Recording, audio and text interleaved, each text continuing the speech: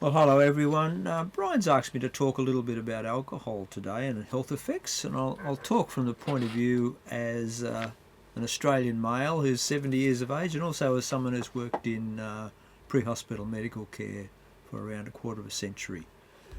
So I was born in the mid-1950s, which makes me 70, which sounds really old, but I still feel really young, thank God.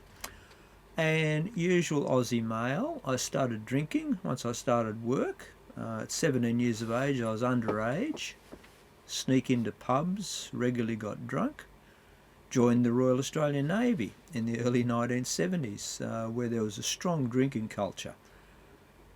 Pay night, regularly got very intoxicated to the point of blacking out, yet still getting around doing stuff. After one of these nights, one of these sessions, I had a realisation of the stupidity of it and the health risks. So I cut right back then and there, and now I rarely drink alcohol. I might have maybe one or two standard drinks a month, sometimes none. I became an ambulance paramedic in the late 1970s. I worked in frontline pre-hospital care until 2004. I've got a qualification from Charles Sturt University in paramedical science for what it's worth. But more importantly for this little talk, I've got a lot of first-hand experience seeing the physical and social effects of alcohol consumption. So a bit of history. Ethanol, it's also called ethyl alcohol, grain alcohol, drinking alcohol or simple alcohol, is an organic compound with a chemical formula, with carbohydrates and oxygen. Ethanol has been used since ancient times as an intoxicant. Fermentation and distillation are not new. I'm going to read some things written by King Solomon that are recorded in the Bible, written in about 1000 BC. King Solomon was known as the wisest man ever by some measures. Proverbs chapter 20. Wine is a mocker and strong drink a brawler, and whoever is led astray by it is not wise. Proverbs chapter 23. Who has woe? Who has sorrow? Who has strife? Who has complaining? Who has wounds without cause? Who has redness of eyes?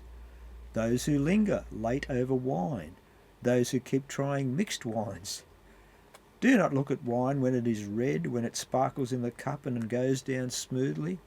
At the last it bites like a serpent and stings like an adder. Your eyes will see strange things, your mind will utter perverse things. You will be like one who lies down in the midst of the sea, like one who lies on the top of a mast. They struck me, you will say, but I wasn't hurt. They beat me, but I didn't feel it. When shall I awake? I will seek another drink. So that's been the quotes from there. The word alcohol is actually a medieval loan word from Arabic, al-kul, which has been used to describe a cosmetic like eyeshadow. And it just occurred to me this morning how ironic this was, because there's a saying in Australia and certainly maybe around the world about putting on beer glasses, putting something on your eyes. Alcohol puts something on your eyes where you find people more attractive when you're intoxicated. So the use of alcohol, the word alcohol for ethanol, was first recorded in 1753. Last bit of history. This is from the History UK website. It was titled Mother's Ruin. The history of gin, also known as Mother's Ruin, once used as a medicine for curing gout and indigestion. In the 1730s, notices could be seen all over London. The message was short and to the point. Drunk for a penny, dead drunk for twopence, straw for nothing, implying straw that the person would then sleep on. In London alone, there were more than 7,000 dram shops, like a measure of alcohol, 7,000 grog shops, and 10 million gallons of gin were being distilled annually in the capital. Gin was hawked by barbers, peddlers, grocers, and even sold on market stalls. Gin rendered men impotent and women sterile, and was a major reason why the birth rate in London at this time was exceeded by the death rate. That's the end of my quote from that website.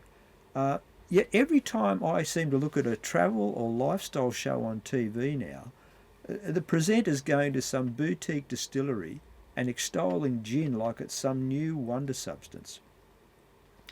Alcohol's been around for ages, and it's really just the waste product of microbes after they digest sugar. So I'll talk about some of the damage done by alcohol on various body systems and the damage done to individuals and society by people affected by alcohol. Firstly, one effect that there's no escaping from: calories. This is from the Good Food website. 1 gram of pure alcohol contains 7 kilocalories, which I think must assume is 7,000 calories. Only fat is higher at 9 kilocalories per gram, and any residual sugar in your drink left after fermentation will contribute another 4 kilocalories per gram. This is why, if you're a regular drinker, your consumption may lead to weight gain and is likely to both sabotage your efforts to lose weight and to maintain a healthy, balanced diet. When you drink alcohol, you are taking on calories, and plenty of them. There's no ifs or buts. The next thing I'll talk about is alcohol and cancer. This is from the Cancer Council of New South Wales website. Alcohol use is a cause of cancer. Drinking alcohol increases the risks of developing at least 7 types of cancer, including mouth, throat, esophagus, stomach, bowel, liver and breast cancers. Even small amounts of alcohol increase your risk. The more you drink and the more often you drink, the higher your risk.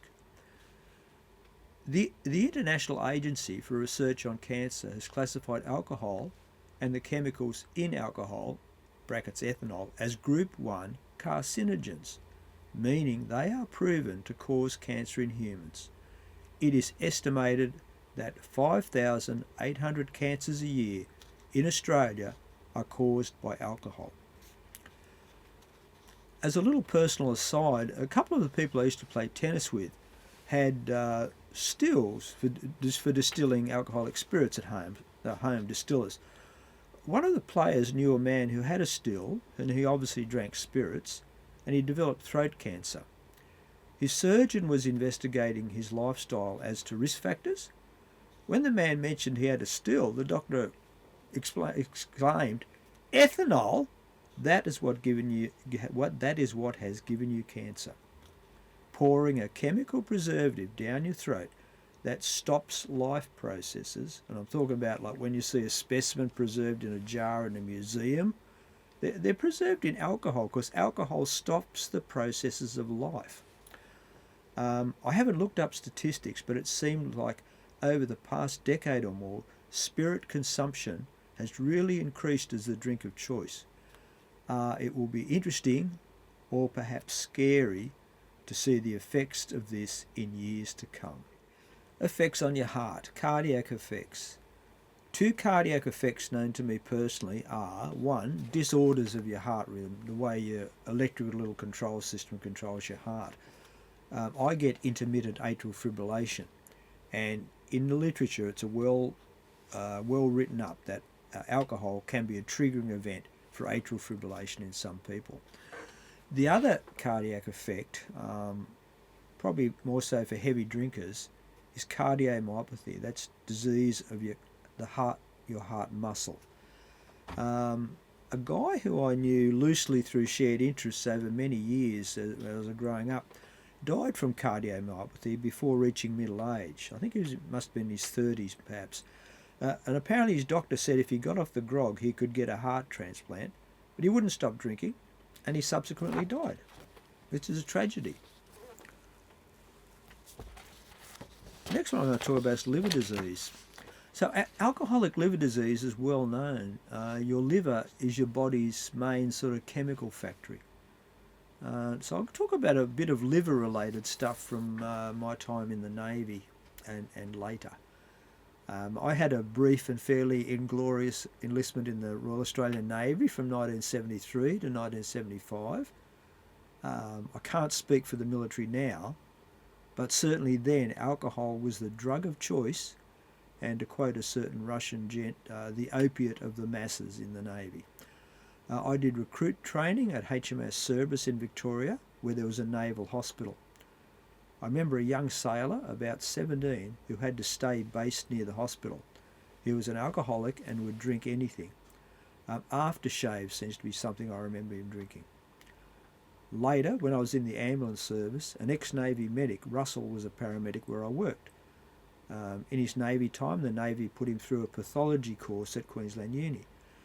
He told me of a young Royal Australian Navy sailor with severe liver disease from alcohol that he had cared for at the HMAS Penguin Naval Hospital in Sydney.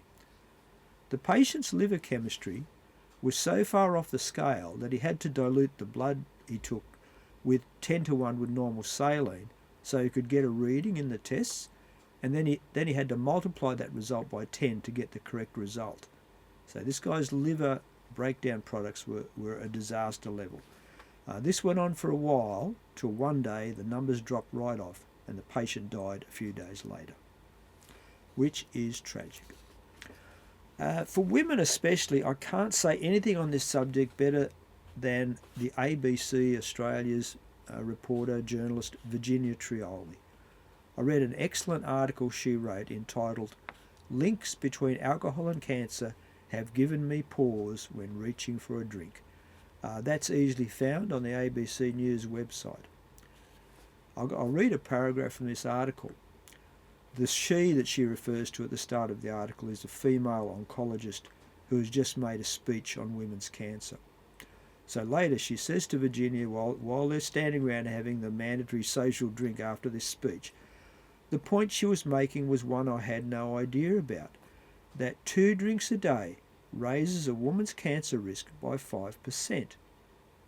That's believed to be in part because alcohol consumption has been associated with higher estrogen levels in the body, which can influence the risk of breast cancer.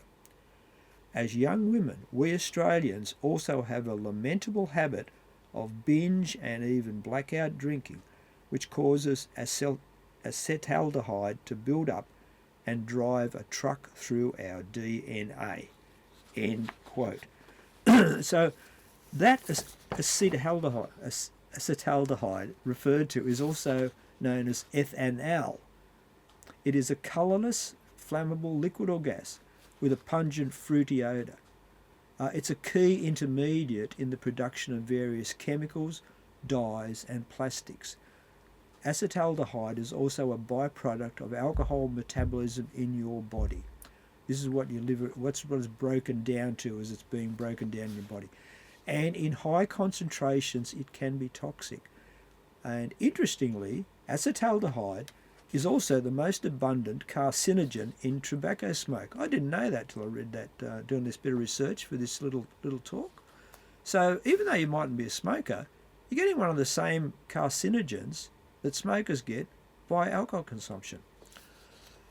To close off the bits talking about ladies, I won't even start to talk about fetal alcohol syndrome, brackets, how soon should baby drink? A disaster.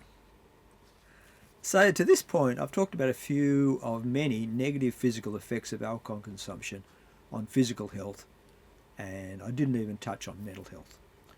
I'll talk now how a person's drinking can affect other people. Alcohol is a CNS, a central nervous system depressant.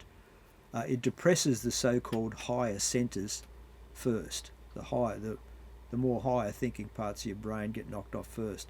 Things that might normally stop someone from doing stupid things to themselves or others. I really don't like feeling the slightest bit affected by alcohol now. I really value having a clear mind. Aging and wear and tear can deliver enough trouble without taking in unnecessary toxins on a regular basis.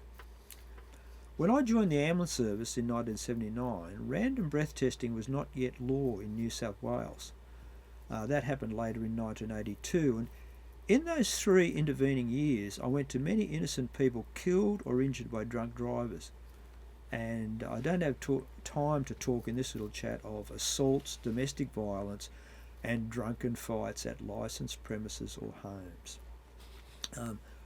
A standard Christmas Day shift for a paramedic would be do very little in the morning. You might go to someone injured on a new Christmas present bike or similar things to that. After lunch, overeating, overdrinking starts to take the toll. Punch-ups between relatives over long-term tensions reignited by several beers, and then Granny has a physical turn or a faint after watching the family punch on. So that was our average standard Christmas day once the grog started to take the toll. And now I'll talk about the worst case where I went to where drunkenness affected multiple people. Early in my ambulance career, a male about 18 years age from memory was drunk at night near the ocean and dived into a rock pool. He struck his head on the bottom and fractured his cervical spine. He went into cardiac arrest twice on the beach and was resuscitated by the paramedics at the scene.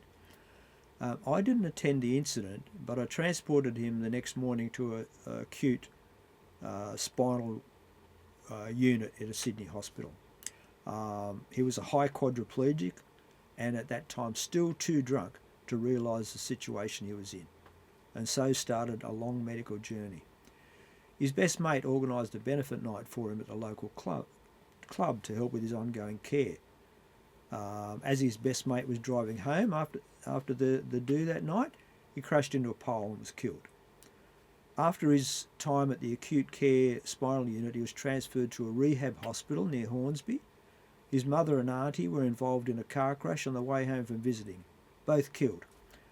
Many, many years later, I again attended to him where he was living at home with his dad, and his father accompanied him in the ambulance.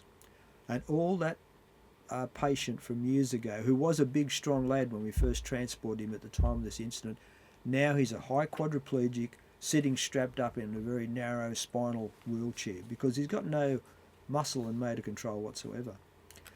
And all he wanted to talk about was how he could get his wheelchair out in front of a truck and end his life. But he can't. He's totally paralysed.